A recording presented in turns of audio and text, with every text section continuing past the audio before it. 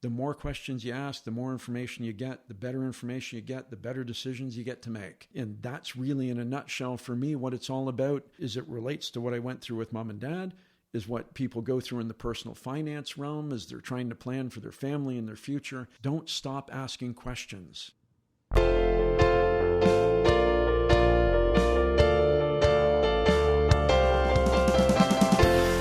This is the Personal Finance Show.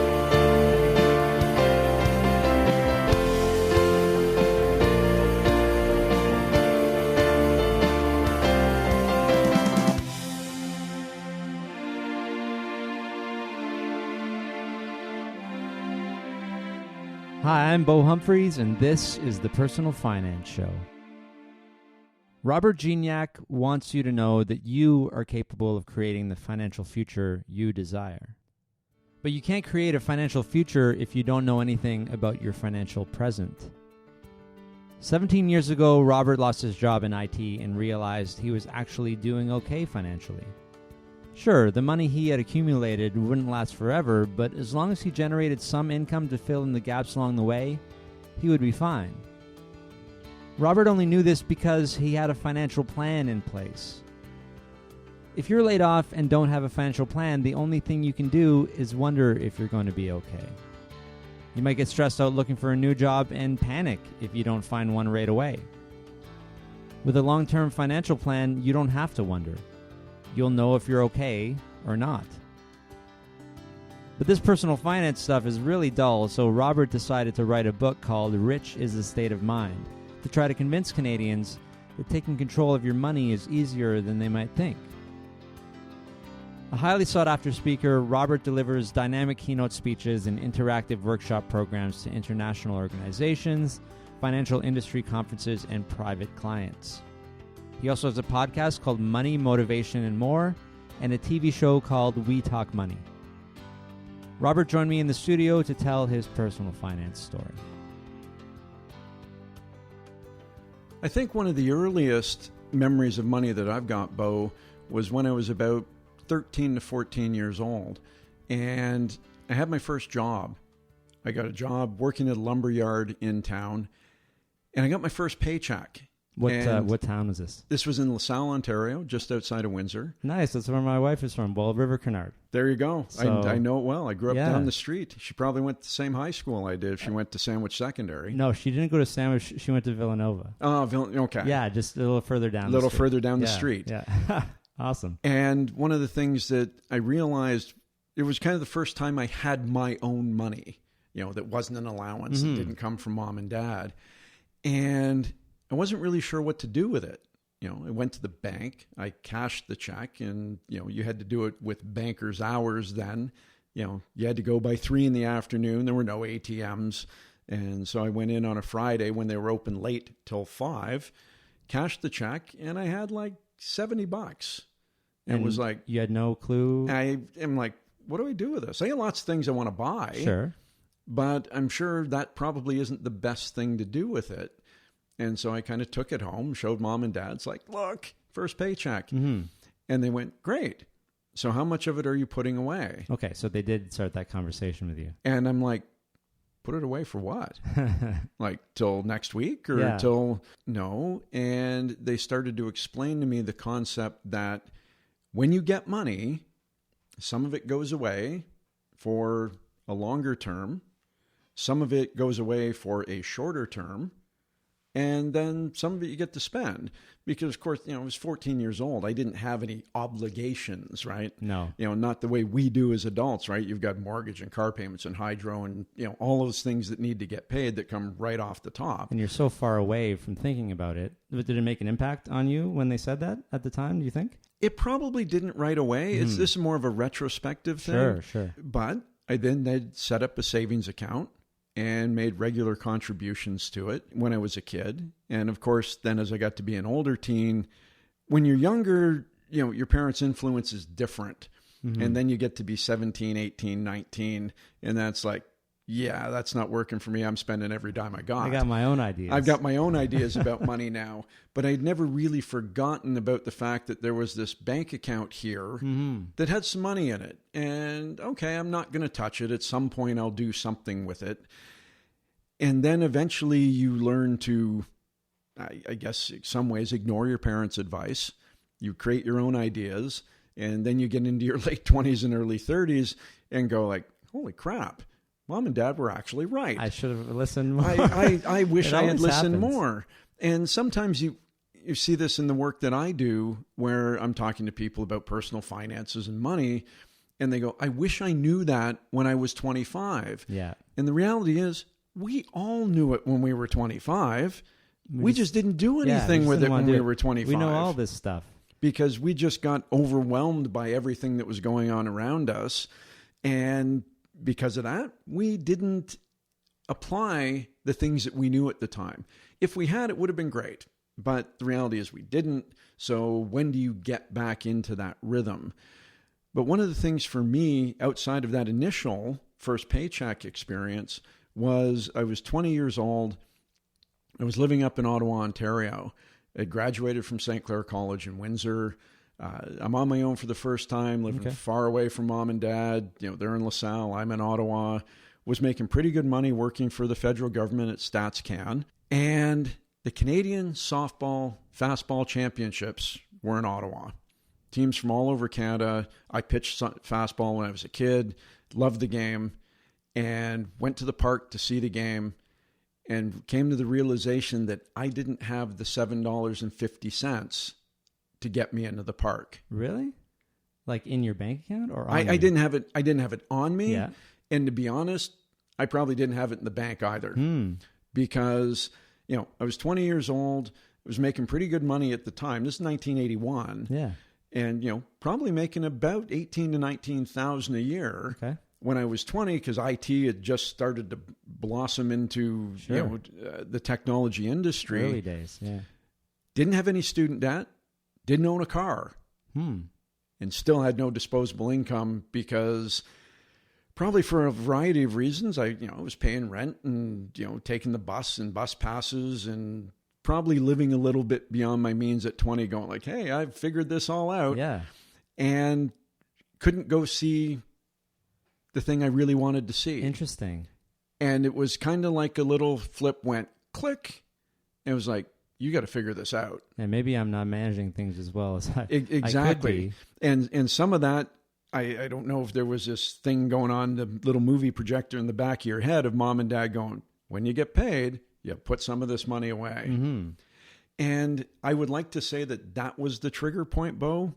But I'm not even sure that was it. But that was just an early memory of because it was only about 2 years later. Okay. For about 6 months, and I share this with audiences all the time. I said, I did a really stupid thing for about 6 months where I paid off my Visa with my MasterCard. Because I still hadn't figured it out. And I was kind of like magically going like, I wonder if the bank's ever going to figure this out. And we're not talking massive amounts, a couple $100. I really wasn't spending all that much money, but didn't have the money to pay off the bill. So wait, I'll take cash advance and pay off this bill with that bill. Now, I'm assuming at the time cash advance interest was instantaneous as it is today? Pretty much instantaneous as it was today. It wasn't quite as onerous as it is today, but it was still enough that by the end of the 6 months, I had said this to a buddy of mine. It's like, this is really cool. And he went, you're an idiot.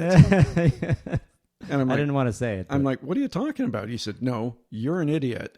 And he sat me down and said, okay, this is how this works. Interesting. And you're building what you think is a good system for managing your money. You are building a downward spiral that is going to explode. That's right. If you don't get this figured out. And I got it figured out. So before then, you weren't even thinking about credit card interest at all. I really wasn't. I was thinking about the fact that I solved this immediate problem by using this card. And then the next month when that bill came in, it's like, wow, well, I didn't put anything on this card, so I'll just bounce it back over to here. Never thinking that in that long-term picture. And, you have to keep in mind that back when I went to high school and went to college, which was the late 70s, early 80s, nobody talked about personal finance in school. Sure. They didn't talk about compound interest in both the positive or the negative sense in terms of credit and debt versus saving and investing. They didn't teach you how to manage your money. They, graduated from college. They hand you your diploma. I had a job already lined up before I graduated. Moved to Ottawa, and away you went. Did they come to St. Clair to recruit you? They did. Yeah. And, which rarely happens now. Yeah. Now students are kind of on their own. They showed up at the school and said, these are the jobs we've got open. And I have to admit, Bo, I lucked out because the gentleman who came to interview us at St. Clair had graduated from St. Clair 5 years earlier. Okay. And was now in a position with StatsCan that he came back to do some recruiting. And he put us all in a room, and our graduating class in 1981 was only 27 students. So we were on the cusp of what became IT. When I did it, it was called data processing. Gives you an idea of how old I am. That was your program? That was the program. It was called data processing. Sounds perfect for government. Perfect, because they have lots of data, and they need to do something with it, particularly StatsCan. Yeah. And, of course, in 1981... it was census year. Okay. And he said, we've got all kinds of positions open. We need people who can write code to process the census data. He said, I'm not going to give you a hard sell. He said, here's the deal. He said, I can hire one of you. I can hire 10 of you. I can hire all of you. Come back here tomorrow and tell me who wants to move to Ottawa in May. Wow. And 20 of us did. Okay, all 20 of you. And so 20 of us moved to Ottawa, and it was kind of like having a little frat party in Ottawa because we all lived within walking distance of each other. None of us had cars, and we all commuted to StatsCan every day at a place called Tunney's Pasture, which is where the StatsCan buildings were. And for the first couple of years, it was an extension of college that we were getting paid for. Yeah, it just sounds like that. You didn't really get your independence yet. No. And it was kind of cool. And then eventually, people partnered up and moved off and moved to other parts of the government and moved to different parts of Ottawa. But it was really a cool experience. So you go through this credit card cycle or loop. Let's call it an infinite loop. Infinite downward spiral. Infinite downward spiral. And then what did you do? Was that a bit of a wake up then? It was. It absolutely was. And then I started to, I'll say, get my crap together for the audience. Please say whatever you like. And so what happened after that was I had done the computer thing for about 4 years at this point. Okay. And went, this kind of sucks. The data processing part. I liked it. I was writing code in languages no IT person today has ever heard of, things like Pascal and PL1 and Fortran and assembler. Yeah, nice. And I was really good at it, I think. And I went, but I want to get in the management side. Okay. So I decided to go back to school. Okay. I wasn't interested in university after high school because I thought it was too theoretical. I wanted to learn how to do stuff. Well, college taught me how to do stuff. And then after 4 years of doing stuff, I realized a little more theory probably wouldn't hurt. Interesting perspective, because I always wonder if a 4-year bachelor degree at university, being very theoretical, is a waste of time when you should be finding something practical first. So I think it depends on the program, really, Sure, Bo, okay. because now so many universities have co-op programs where you can kind of mix and match, and you're learning, then you're working, then you're learning, then you're working, which I think is awesome. But that really wasn't a big thing back in the early 80s. So I decided to go back to school, applied to Wilfrid Laurier and went because they had a good business program.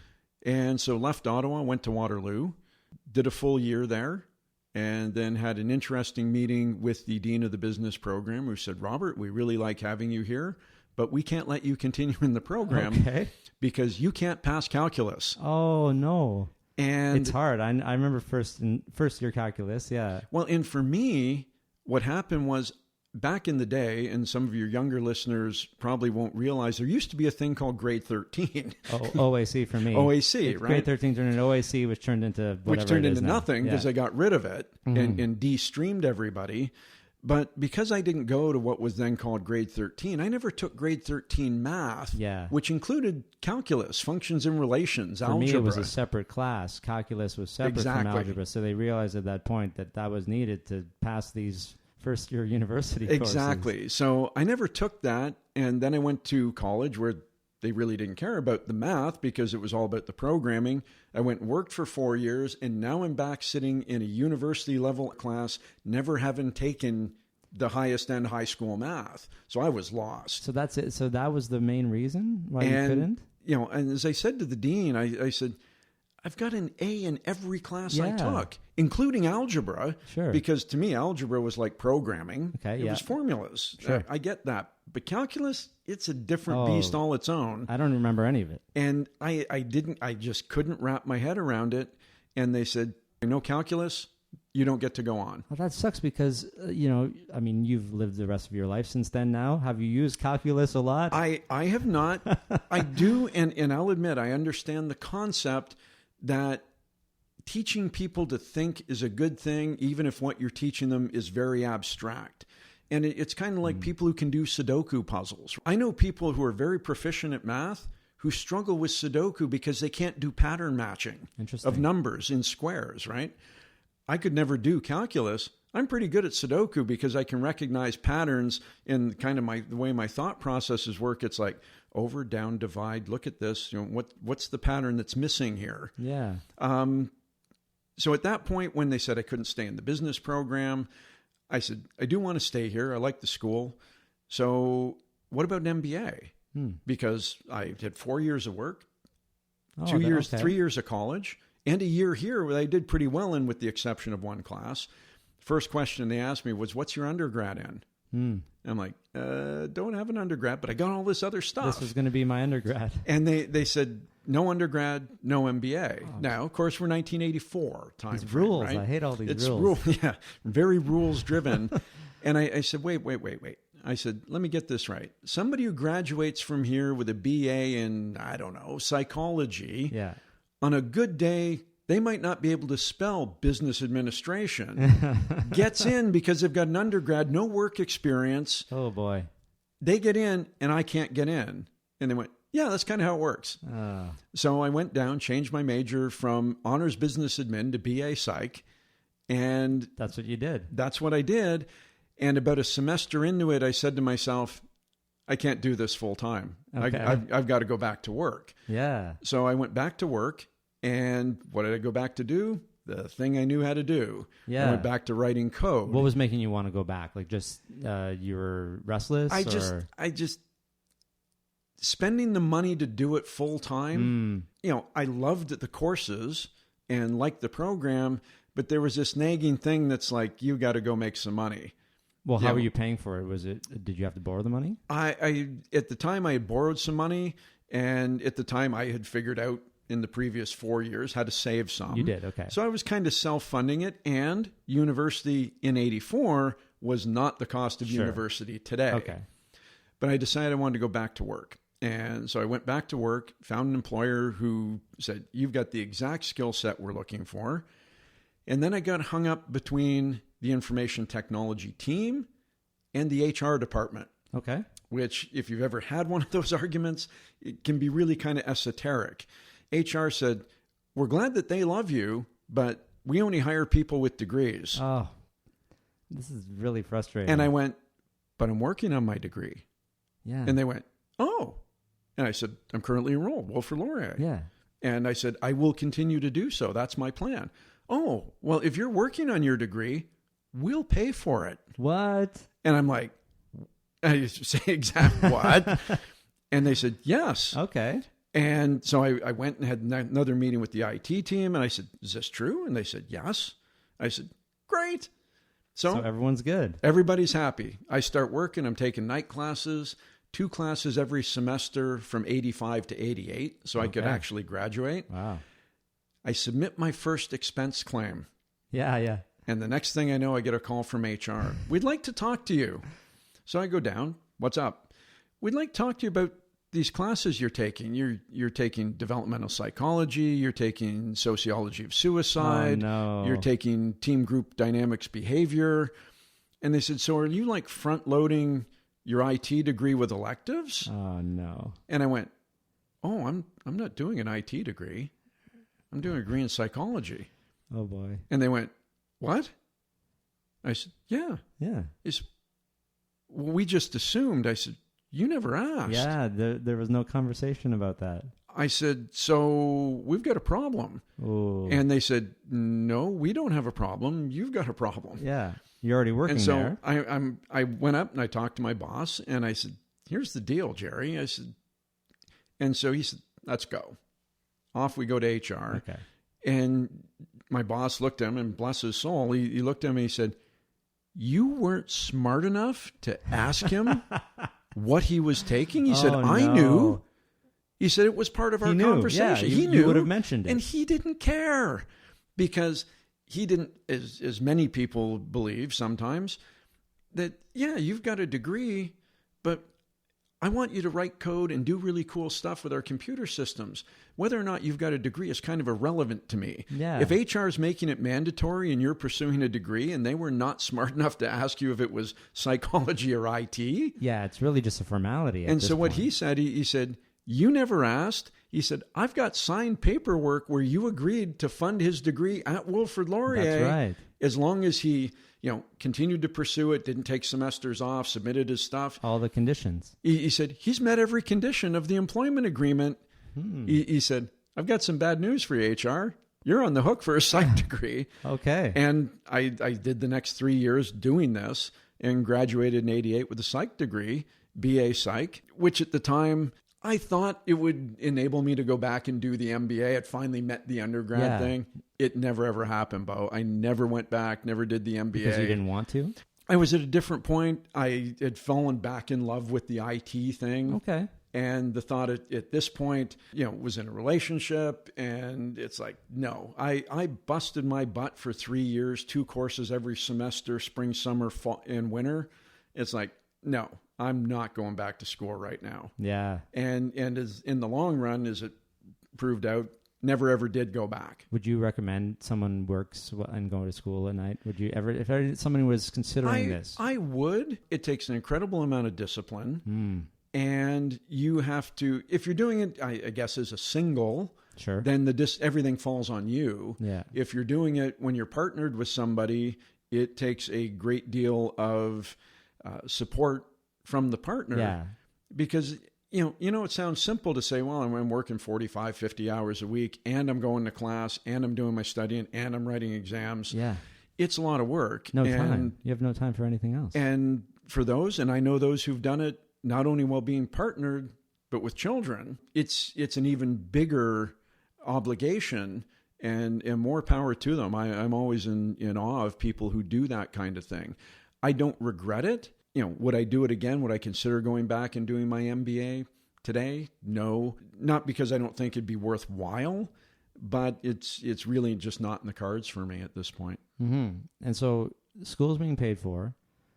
You're getting decent money at this job. I was making pretty decent money at the time. So is saving owned a first house. Okay, so you were able to. So and I say owned. Okay, the bank owned it, but I was living there with my partner. We came up with a down payment, and it was somebody that I'd met at Laurier. So things were good. Okay. So property in Waterloo. Aurora, Ontario, of all places, okay. Yeah. Because the job was in Brampton. Oh, I see. And I think we did what many people at the time would do when they're trying to figure out, even today, where do you want to live? Yeah. It's like, okay, here's a pin on the map where I work. Here's a pin on the map where you work. People do this. Yeah. What is the maximum amount of commute time we're willing to do? And so you draw that circle around your pin, and you draw that circle around their pin, and like a Venn diagram, you go, we got to live somewhere in this little overlap. And if there's no town there, you make one. And the overlap was Aurora, Ontario. So that's how we ended up in Aurora. It was good. Both working, both busy. Sports for me, playing hockey, playing baseball. So did years just go by? Now you're just full time at the job. Now full time at the job. No work, no school anymore. No school anymore. And a chance meeting at a wedding with a financial advisor, I'll admit, changed the, I don't want to say changed the course of destiny, but it changed what my view on things and what eventually happened in terms of my own personal career. So up to this point, what are you doing with your money? Just in the bank savings account? Savings account. Had an RSP okay. because back in the day, every bank known to mankind in January and February, it's RSP season. And a GIC? Some of it was GIC. Some of it was in the early days of quote unquote mutual funds. So early mutual funds. So little bit of investing, sure. But mentally, and this was kind of reinforced by my parents and her parents, it's work on paying the mortgage. Okay. Yeah. And so we did that. And trust me, we were no, 6-figure income jobs. We both had good jobs and we were working and paying the mortgage and trying to have some fun at the same time. You had 2 cars because you both had to commute to work. You didn't have a choice there. 2 cars requires, 2 purchases of gasoline a week and double the insurance. And in Aurora, it's not like you probably didn't have good public transit. Really no public transit at the time. They had a GO train into downtown Toronto a couple times a day, but I wasn't going downtown. I was going from Aurora to Brampton, and she was going from Aurora to North York. Okay. So public transit really wasn't an issue. Take probably triple the time if you did. So what happened was we went to a friend's wedding, and I had the opportunity to sit at what I refer to as the single loser table. And the reason I say that, Bo, is, and you've done this, I'm sure, when your significant other is in the wedding party, yes, there's no place to put you. I know. They take all the singletons of the wedding party and they put them at the same table, right? But you're the privileged partner of a special guest. Well, yes, but you have no. I have no but other. They fill ties. the rest of the table with all the other singles, right? With all and so I affectionately refer to it as the single loser table. They were incredibly. We had a great time. Yes. Yeah. And the guy was sitting next beside. It's like, so what do you do? He's a financial advisor. I'm like, cool. So what do you do? Yeah. What does that mean? And so he gave me his card and said, if you ever want to have a conversation, he said, give me a shout. I said, okay. So I did what anybody would do, and I slipped it into the breast pocket of my suit jacket. Sure. And off we went. We had a good time. So the next time I wore the suit, which was for a wedding, about a year later. Because I wasn't a suit guy at work. IT never had to do the suit thing, right? A whole year went by. We were kind of like, dockers in a shirt thing. Yeah. So I finally put on the suit after a year. It's like, wow, I remember this guy. Yeah. He was kind of funny, had an interesting conversation. And I showed it to my partner and said, we should give him a call. Okay. So we did that. Just because? Was there any motivation? Like, it was like, we're thinking about our finances maybe, more. Let's go see if we can learn something. What can we do? Are we doing everything we can do? Should we be doing something better? Are we way off course? My parents' grounding in money. My dad was an auto worker in Windsor. Mom stayed at home until I went to school and then worked at a variety of jobs, including doing the auto worker thing for a couple of years. But it was never for them about a long-term investing, planning for the future, investments and amassing money. They just knew to put it away. They knew to put it away and to save some and pay down the mortgage and make sure you don't borrow money unless you absolutely have to. And if you do, pay it off as fast as you can. Yeah. So they saved money. They bought cars, but they paid cash for their cars. Yeah. All good advice. All good advice. My partner's parents' upbringing at the time was a little more investment based and planning for the future. Okay. And so it's like, let's go see if we can learn something. So we went to Waterloo, which is where he was from, and etched on the glass door his company, and never said on his card, but he was president of the company. Oh, okay. And so we're sitting in the office, and I'm That's looking funny. around going like, a little bit intimidated here. And we had a great conversation. And he asked us lots of questions, spent no time talking about himself. It was all about, what would you like to accomplish? Where have you been? What have you seen? What have you done? What would you like to do? I said to him at the end, I said, I got to tell you, I don't think we're right for this. And he's why? And it's obvious you're really, really, to me, it was obvious just based on where we were. You must be doing pretty good at what you're doing. Yeah. Or else you wouldn't be running a company with, 14 advisors and office space and all of this. And I said, we really don't have a whole lot of money. And so, quite frankly, I was a bit intimidated. Okay. And he said, I'm happy to have you talk to one of our other team members, but don't be intimidated. He said, here's what I've learned along the way in my career doing what I do. If you're willing to get engaged, create a plan, and follow the plan, he said, I'll help you every step of the way. Okay. He said, I'm not worried about what you have today. He said, I'm worried about what you want to have 20 years from now. Yeah. And it was like, wow. So on the drive home, it was like, okay, we should be doing this. Okay. We went out, talked to some other folks, do the thing, right? You've got to kind of interview a number of advisors. Okay, so is there a fit? Is there a feel? Okay. And we kept coming back to his comment about, I really don't care what you have today. Mm-hmm. Did other advisors care what you had? Some did. Yeah. And it was like, you could be doing much better things with your money and you should be reallocating this and doing this. But they never asked us the questions about where is it you would like to be 10 or 15 years from now? They were just focused on having you. They were in the kind right of focused place. on, well, we can get a client and we can move the money out of the bank and we can do this. And if we get them to pay down the mortgage sooner, then they'll be freeing up cash flow and we can do all this other stuff. Sure. And we can sell them insurance and we can, all of. Whereas his whole approach was, you've done more things than you think you've done. Mm-hmm.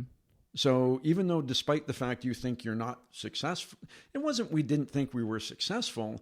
We just didn't think mentally we belonged in that office. Gotcha. And he said, you've accomplished way more than many have where you are. And he said, but that said, he said, it's where do you want to go from here? And he said, I'll help you get there and we will build a plan. And he said, if you want to commit to the plan, he said, I'll commit to you. He said, if you're feeling kind of overwhelmed, he said, I've got young, junior advisors and other members of the team, and maybe they would resonate with you better. He said, I kind of, he said, I like both of you. We liked him. So much so that, we got invited to his wedding. Nice. As it unfolded and the friendship and the things that evolved in the book, as it unfolded, were great. And, and then we got to a certain point with him. Life intervened on a number of things. So we did this and, a bunch of job changes. Did a stint living overseas. Okay. Went to Switzerland for 6 years. Switzerland for 6 years. Living in a cool little town on the side of a mountain called Blonay. Is this IT job for you? Absolutely not. I was kind of the stay-at-home husband guy. Oh, okay. So it was a job transfer for my ex. Worked for Nestle, and their global offices are right on Lake Geneva. It was pretty cool. What did you do? And I had spent, by that time, I had written the book. Oh, okay. So let's step back then from you meeting a financial advisor. Now you're learning on your own? Learning on my own, but also getting regular updates from him, correspondence. I met with him a lot because I was intrigued about the process of, how do people make decisions with money and how do they create a plan and how do they stay focused on a plan and what happens when life intervenes? Because, I tell audiences all the time, it's great to have a plan, but at the end of the day, life doesn't care about your plan. That's right. It has its own plan and it may not mesh with your plan. So what happens when life intervenes? And that's kind of what happened when in 2003, the opportunity came up to move overseas. Mm-hmm. And at that point, the book had just came out. I thought that I could spend 2 or 3 visits a year back to Canada, kind of do my thing, keep my fingers in the market. As it turned out, lived in Switzerland for 6 years and came back 74 times in 6 years. Whoa. Because what I found out was that my clients, if you're not here kind of present with them, they don't think you exist. Oh, interesting. And it was great. It was a great experience. Got to travel a little bit of Europe. Got to spend too much time on airplanes. When flight attendants are going, Robert, nice to see you again. It's like, you're spending too much time on airplanes. So when did you leave IT? I left IT probably in the 99, 2000 timeframe, right around the first .com bubble. Okay. And so I had migrated away from writing code to managing a team to working for a software company that our company was using their software, but I knew more about the company's software than the people who worked at it. Okay. And they came along one day and said, why don't you just come work for us? They said, when our tech support team is calling you, our client, to find out why doesn't this work, you should probably work for us. Sure. And I did. And one really great thing happened out of that, Bo, was they sent me to conferences and said, we want you to talk about our software. Okay, so that's when you started. And that's when I started the whole idea of presenting. Yeah.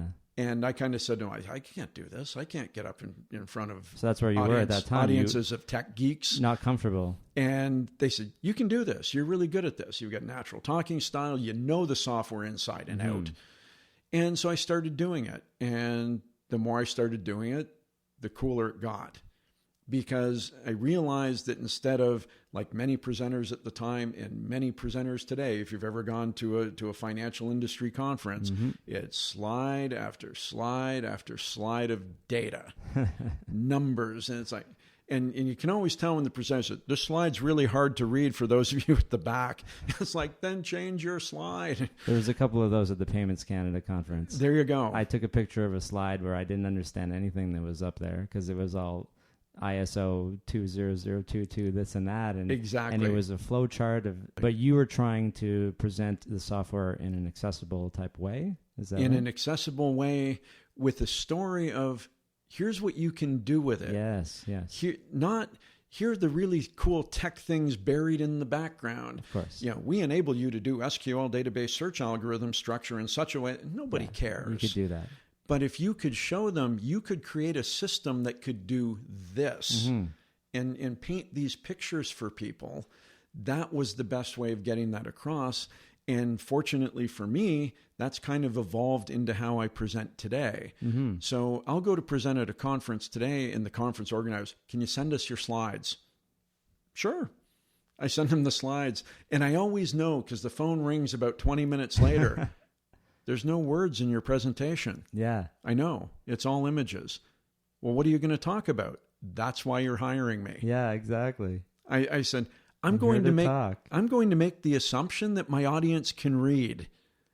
I said, so there's no sense me putting lots of words on the slide, because what I want to do is create a picture and a memory for them that they take away going, that's what Robert was talking about. Yeah. Not a random quote or, here's the 7 bullet points to financial success. Yeah. Like a speaker is for speaking. And you're right. If there's a lot of people are either reading or writing or listening, it's really hard to do all of those things at the same time. At the same time. Yeah. And now I get it, because part of the background, and this is kind of the tenuous tie back to the degree in psych, understanding everybody learns differently.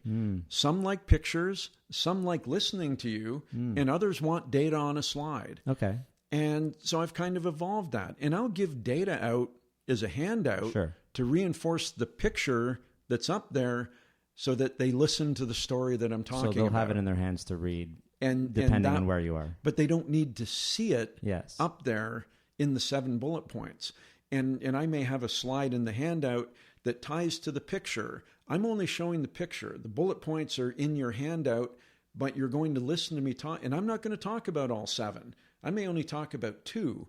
But what I learned a long time ago about conference attendees, if they see 7 bullet points on the slide and you only talk about 2 and go to the next slide, they're like, you didn't talk about those last 2. Oh boy. And so that's why today I've really created my material to be almost entirely image driven. Yeah. So how do you get from presenting about software to, well, first of all, to writing a book? How do you get into the personal finance business? So back in 99, 2000, when everything blew up with the .com, I was working for a couple of companies based in California that we had software that was so cool we couldn't figure out how to sell it. Okay. We would show people, we would demo the software, and people would go like, this is so cool. Now what can I do with this? Yeah, what and it's like, you didn't get it. And of course, they blew up, and when they blew up, my little job with them blew up. Okay. My best story about that was that I actually got let go by email. Oh, wow. From the second company that blew up from Cupertino, California, which now you got to remember, this is 2001 timeframe.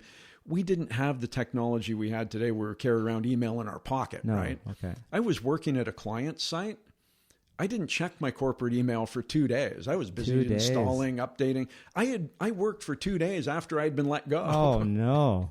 Because I didn't know I had been let go. And what about a phone call? No? A phone call would have been nice.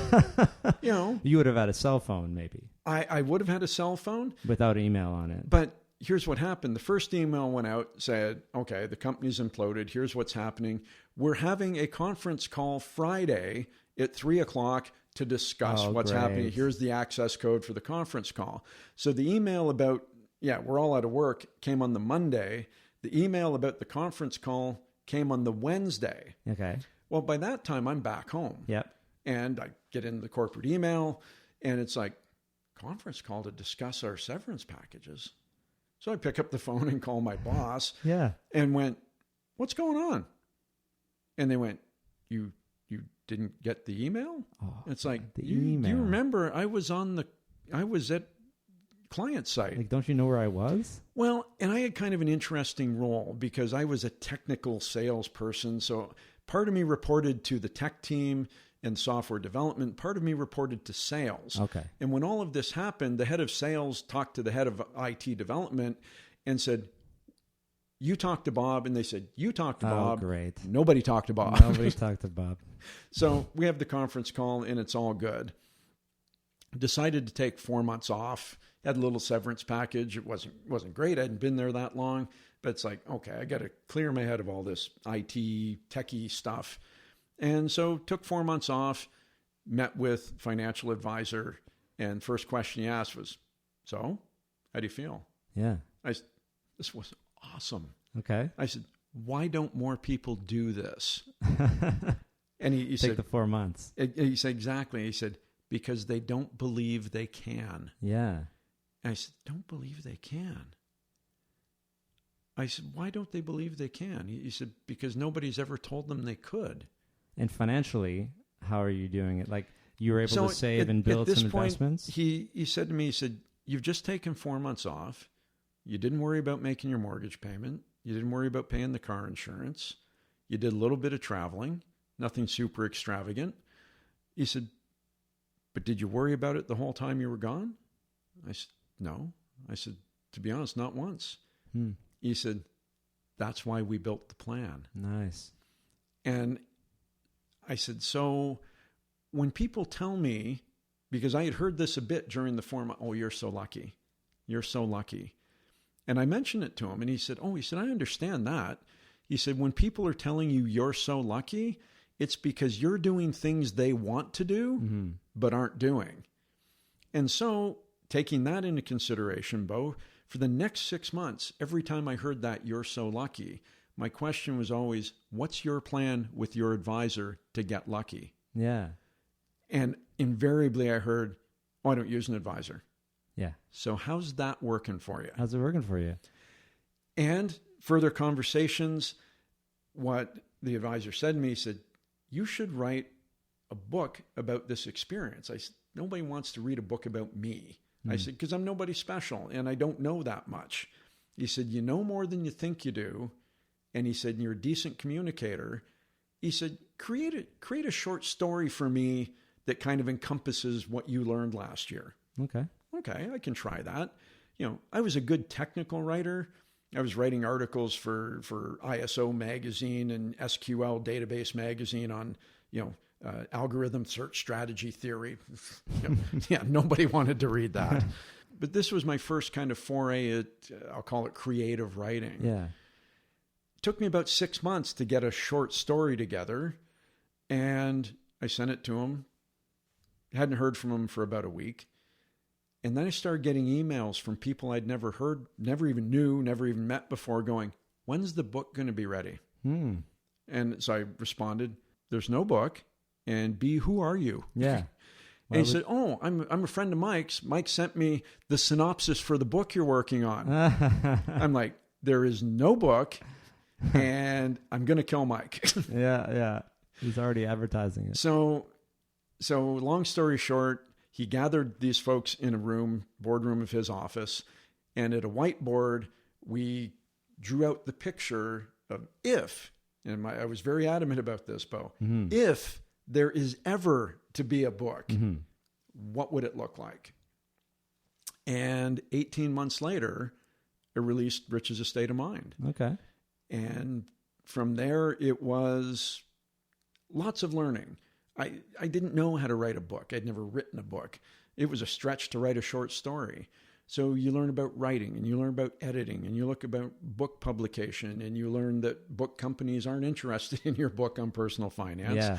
And so you accumulate rejection letters, and you decide to self-publish the book. Had a great coffee meeting with David Chilton. Why? Because he wrote arguably the most successful book in Canadian publishing history. Yeah. And he said, "I think you've got a good idea here." And he said, "Here's what I would do." He said, "Here's what I learned about doing it." Incredibly open and giving person. Self-published the book, and then found out there was only about 7 people really interested in my book. And so you've got to figure, how do you market the book? You market the book by going to talk about the book. And so I approached a couple of friends of mine at Investors Group and said, "I've got this book." And they said, "Come talk to our team. This would be cool." Okay. So I went and talked to the team. I have no idea how to create a presentation about a book and about this concept of personal finance, because I'm not a financial advisor. I've never worked in that industry. I've never taken courses. I've only ever been the client.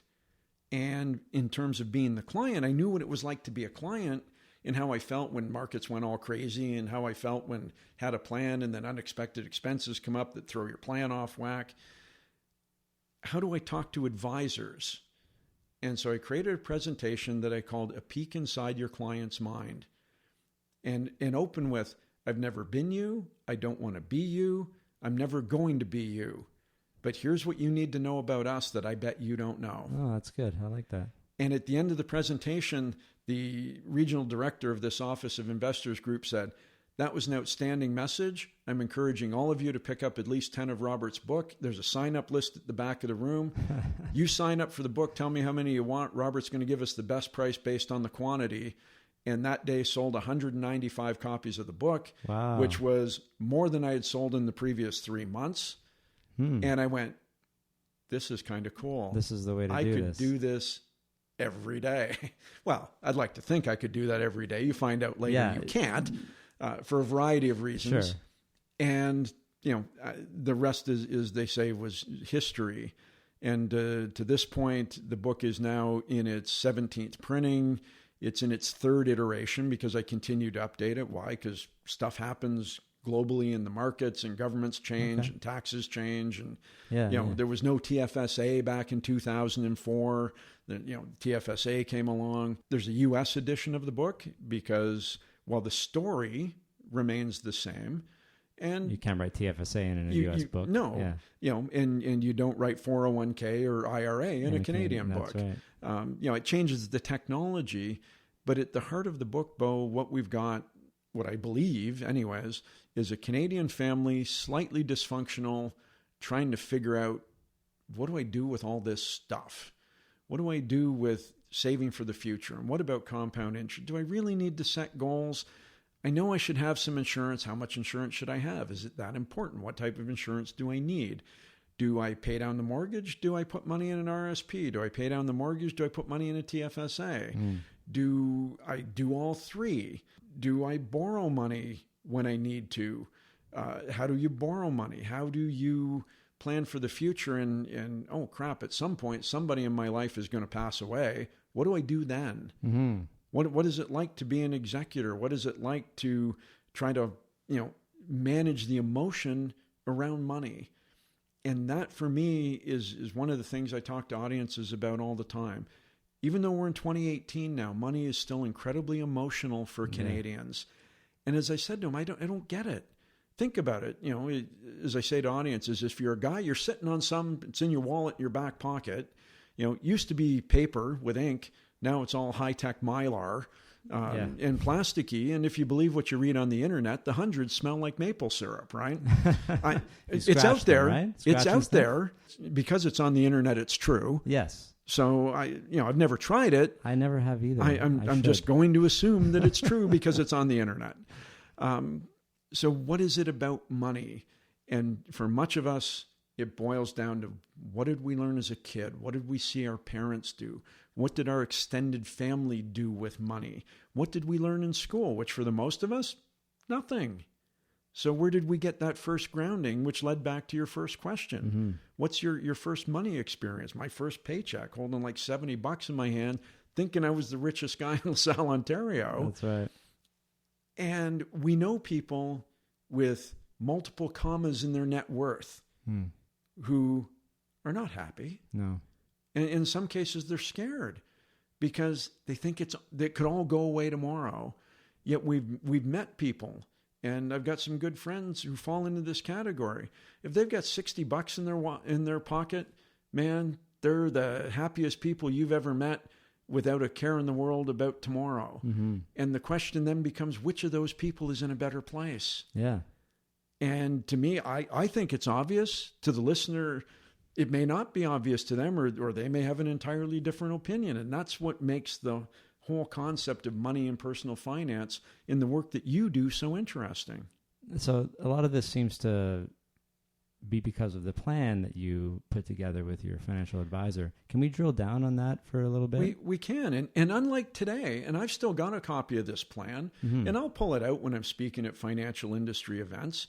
I've been incredibly fortunate with my career, if I want to call it that I've gotten to speak to big financial companies across North America. I've spoken at industry conferences and had the opportunity to walk out in front of an audience of 2,500 people, from this guy who needed to go and present at an IT conference back in 1993 and went, I can't go speak to these 25 tech geeks. Yeah. And now I'm walking out on stage and the music's going, and, please welcome Robert Gignac.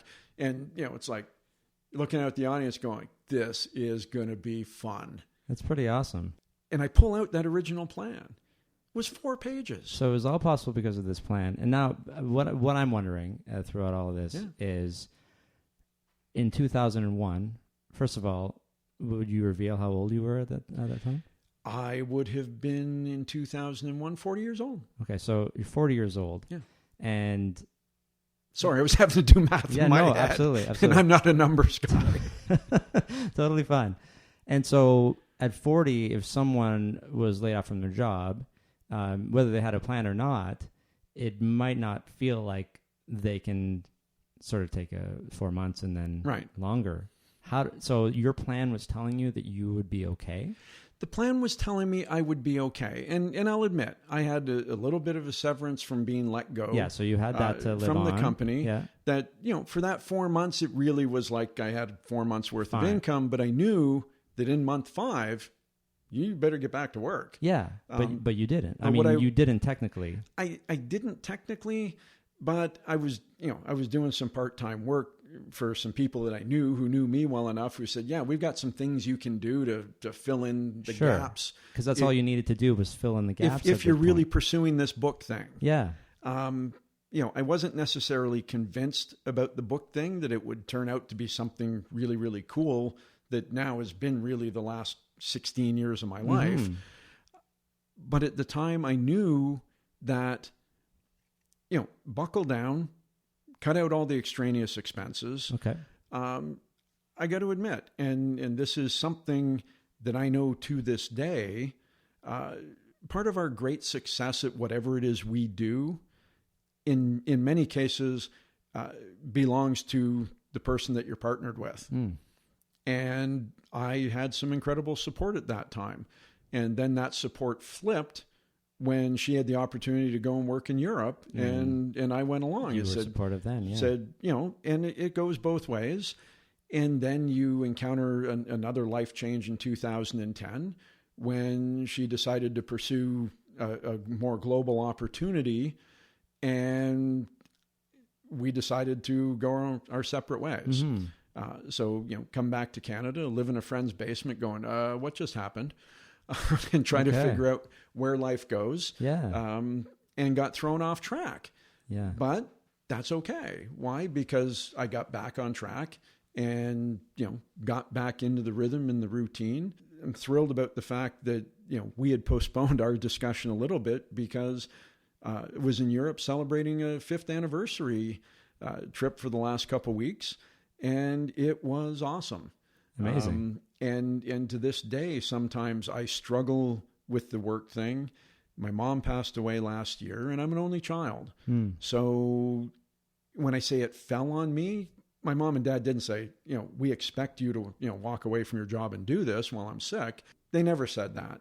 But for me, it was, when I say obligation, it sounds negative. It's not. It's what I chose to do. I wouldn't change it for a minute. And to give something back to people who gave me everything. But you built yourself a life where you have the freedom to negotiate your own schedule. Well, and also to be partnered with somebody who said, your mom and dad are way more important than 3 more speaking gigs. Yeah. Go hang out with them, and I'll be there every step of the way. But because she's a school teacher, she has a much more rigid schedule than I do. So there were weeks when I was there Monday to Friday. She came down Friday night. I came home for a weekend break, went back Sunday night. She went back to work Monday. And I'll never be able to repay her for that. But she loved my mom and dad. And so, last year I took a huge swath of time off work. And did it affect finances? Sure it did. But it was always from Nadine, who said to me, your mom and dad are more important than this. We'll never be worried about where lunch money is coming from. Go and do this. We're okay. Because what does the financial impact actually mean to you in terms of, like, say, you lost some income? Does that mean that if you wanted to stop working in the future, you couldn't as soon as you want? Maybe. Or does it just mean you have less freedom to do less work? No, I wouldn't say less freedom, Bo. There were some things that we kind of had on the horizon that have been pushed out a couple of years. Okay, so things like that. And so, the reality is, so what? It got pushed out a couple of years. I wouldn't trade those last 6 months with my mom for anything. And really, there was that 6 months where it was all about mom, and then there was 4 to 6 months where it was all about dad afterwards. Okay. He didn't know. They got married very young. Of course, yeah. My mom was 19. My dad was 20. They had me 10 months after they got married, so you can kind of do the math there. At the point where I was born, mom hadn't turned 20 yet, and dad had just turned 21. Yeah, it's their whole life. And, they were married 57 years. He didn't know life without my mom. I don't think he would say I'm giving anything away by saying he was a little lost for a while. I'm sure it's a common thing. And it also came at a tough time of year. Mom passed away late November. So where are you? December, Jan, Feb. Holidays. There's holidays, but it's winter. Yeah. And dad's an outdoor guy. Oh, no. Right? Yeah. Gardening, cutting lawns, fishing, hanging out with his buddies at they all kind of fish together in their boats all at the marina together. So he's inside. And all his buddies hibernate for the winter. Sure. So, and that made it tougher. And sure enough, when March and April came along and spring rolled along, he got his rhythm back and he's doing great. And I'll see him later on tonight, pretty much, 5 hours after we're done here. And he's doing great. And there are times, and I share this story with audiences, he put his arm around me and said, we couldn't have done this without you. Mm-hmm. I'm not a super emotional guy, but the day he said that, it was like, I gotta go. Hard not to have emotions then. And because of that, it made all of that worthwhile. But what it was, Bo, is also it's a learning experience massively. I had no idea what it was like to be an executor. I had no idea what it was like to work with a funeral home and all the stuff that has to be done. canceling passports, canceling SIN numbers, canceling CPP payments, and dealing with a funeral home and dealing with a cemetery and dealing with insurance companies and all of the things that come with that transaction of somebody passing away. And to be honest, I have started working on book number 2. I should have started working on book number 2 10 years ago, but don't get me started on that. Much of this new piece, I think, is going to center about life 2.0. Yeah. What happens afterwards? Because I've learned so much about it. And even through Mom's illness, navigating the Canadian healthcare system and personal support workers and what insurance companies will pay for and not pay for, and how do you acquire a hospital bed for a house, and where do you go to, and what about nursing homes, and what about palliative care? There is so many opportunities to do things and learn things, and I think people get overwhelmed with it all sometimes because there's no central repository of information.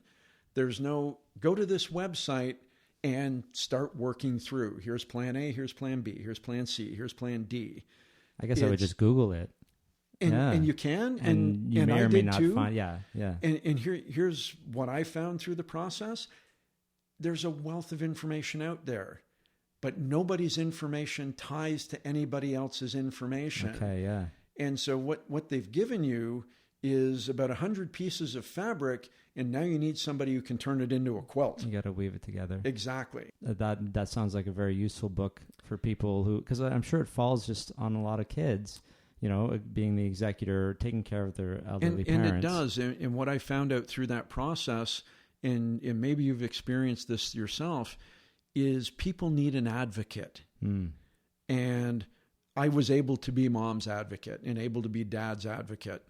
Good. But there are lots of families and lots of older people whose kids might live in BC or California or, somewhere else around the globe where they're trying to advocate for themselves. And that can be a very difficult and daunting task. The more you know, the better questions you ask. The better questions you ask, the better decisions you get to make. And when you're advocating for a parent or a loved one or a spouse or a sick child, and we hear this all the time about a parent who was adamant that their child was truly sick, and the medical profession somehow missed it because of something, but the parent said, no, it's this, and then they find out it's that. But had the parent not advocated and said, I'm not going until I get an answer, then stuff doesn't happen. And that's what I learned about that process, through Mom's illness and through trying to be Dad's advocate after. And what I'm thinking about is something you mentioned earlier about either the person who maybe isn't making enough so they can't take time off work, or they feel like they can't, or the person who's making $1 million and feels the same way for some reason. They have this thought in their head that I can't take the time off to go and help or be with Mom or help Dad because I'm not going to recover from this. Yeah. And how, what would you, just to finish up on a note about that and maybe talking about the thought process for me, Bo, is that it's absolutely worth it. It's not about the money. What you may lose in income through the process will never make you any happier because you've had it, because you've lost time. Yeah. You see the platitudes there, time is money. No, time isn't money. Time with somebody is time you're never going to get back, especially when you know that this wasn't having the flu, this wasn't a broken leg. Yeah. We knew where this was going. It was only a matter of time before it happened. And Mom was on a cancer drug called Afinitor. Okay. $7,000 a month. Oh, wow. For this drug for 30 days. Unbelievable. And the Ontario Drug Benefit paid for a chunk of it. Okay. And Dad's coverage through his retirement benefits paid for most of the rest of it. But I share with people all the time, if you didn't have that coverage and you had to come up with $4,000 a month or $5,000 or even $2,500, what would you do? Yeah. Would you remortgage the house? Would you raid the kids' RESP? Would you drain your RRSP? not because it fixed the problem, but because you were buying time for somebody you loved. And we were very fortunate in that aspect to have that kind of coverage. But if it hadn't have been there, would I have spent my own money to do that? It wouldn't have even been a question. In a heartbeat, that would have happened. Take the time, build the relationship, and spend the time with those that you love, because the money is really secondary at the end of the day. Now, there are plans and opportunities through both provincial and federal governments for you to be able to take money out of an RSP or a TFSA because of a family hardship emergency case where you're the caregiver. There's tax benefits. There's lots of things you could apply for. But again, all this information is scattered all over the place. Right. Yeah. And you've got to know to go and look for that up front. And even a simple thing, when it was very close to Mom's time and my wife was a school teacher, went to her union rep and said, I need to take some time off to go and do this. And the union they were like, yeah, absolutely. This is not an issue. She's been teaching 35 years, highly regarded in her school. Oh, wow. And I mentioned this to the doctor who was caring for Mom, is the home palliative doctor, that she was going to take an unpaid leave. And she went, why would she do that? And I said, well, what do you mean? She said, all I've got to do is sign a form T2832, whatever. Okay. And her leave will be covered. She's a teacher in Ontario, right? Interesting. It will be covered under her benefit plan for up to 6 weeks. And it was like, and I never made that comment or made the link. And it's not that the union rep didn't know and was hiding it. It's how many things do we not know? It's how many things do we not know? Yeah. And one of the things I like to encourage people to do through my presentations and through the book, ask questions, ask questions, ask questions.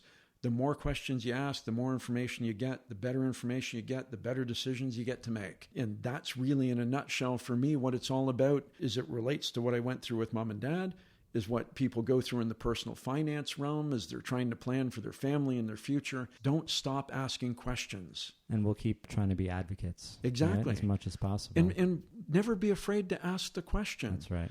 Because you never know who that person is who knows the answer, but you might have never thought the answer belonged to that person. You ask the question of somebody else who's been through this with your parents.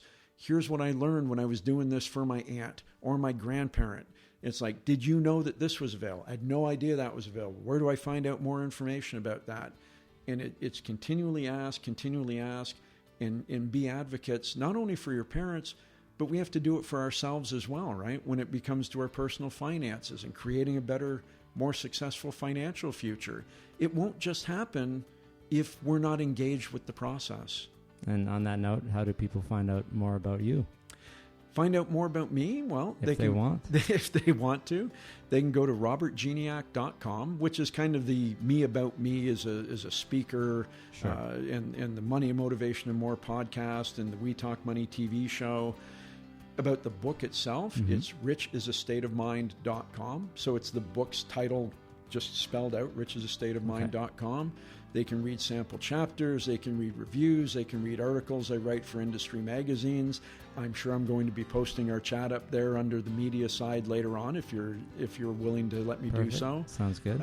About conversations I like to have with people about money, because I'm kind of passionate about it.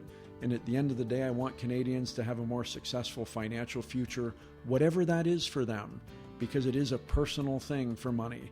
Some want multiple commas in the net worth. Some want to sit by a lake in a tent and enjoy sunsets. Exactly. And have the $60 in their pocket. Both of those are very cool things. And if it makes you happy at the end of the day, I'd like to help make that happen for them. Amazing. Well, thanks for coming to my studio in Hamilton. I know you're not very far from here, but appreciate you making the trip. It's been an honor to be able to share this time with you and share some ideas, and keep doing what you're doing, because I think it really, really does help people create a better future. And same to you. Thank you. Thanks, Bob. If you like this episode, please subscribe to the podcast on Apple Podcasts or however you get your podcasts. If you're already a subscriber, thank you so much. I'd love to get your feedback on this episode in my new Facebook group. To find the group, go to Facebook and search for The Personal Finance Show. Once you're approved, you'll be able to interact with me and previous guests of the show and other fans as well. Thanks so much for listening to this episode of The Personal Finance Show. Next week, my guest will be financial empowerment coach Danielle Alexandria.